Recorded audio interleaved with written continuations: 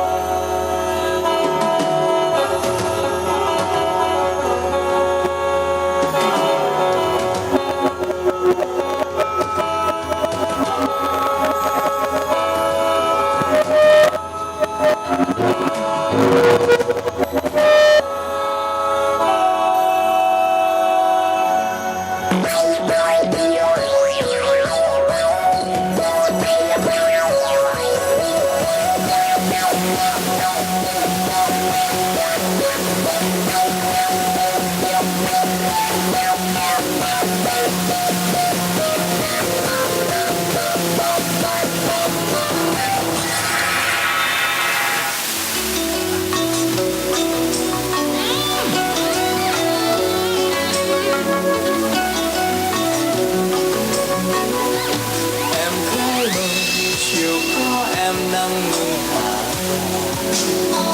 gió thôi cuộn chuyện ấy chuyện cô đơn mênh mông.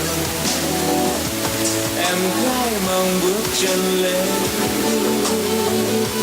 núi thẹn thùng trốn trong mây trời, bước chân xuống suối suối dắp xanh thương yêu đầy vơi.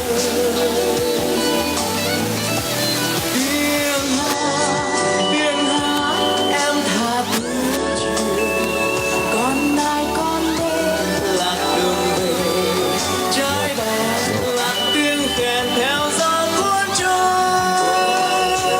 Tiếng hát em vừa đã tai mèo, gọi tên hát mưa sầm sầm khi thơm hát ngô bừng dậy.